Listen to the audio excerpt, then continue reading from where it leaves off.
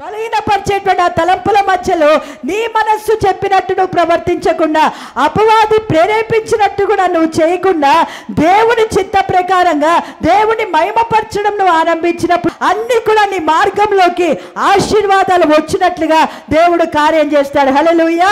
ఏ కార్యము జరగకపోయినా దానికి ముందు దేవుని మహిమపరచడం ఆరంభిస్తే నీ పట్ల అద్భుతము చేసి దేవుడు మహిమను పొందడం ఆరంభిస్తాడు. అందుకే వాక్యం అంటుంది, అబ్రాము పిల్లలు ఇవ్వకపోయినా దేవుడు దేవుని మహిమపరచడం ఆరంభించాడంటే, ఈరోజు బిడ్డరా దేవుని మహిమపరచడం నేర్చుకోండి.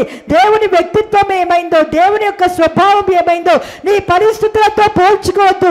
నా పరిస్థితి ఇట్లా ఉన్నప్పుడు నేను ఎట్లా మహిమపరచగలుగుతాను? నా కుటుంబంలో సమాధానం లేదు, నా దేహంలో ఆరోగ్యం లేదు, నాకు సంపాదించడానికి జీవనోపాధి లేదు, ఏ విషయంలో చూసుకున్నా కూడా నాకు అనుకూలమైన పరిస్థితి ఏది లేదు. దేవుని అప్పుడే నువ్వు దేవుడిని ఏం చేయాలంట? మహిమపరచాలి.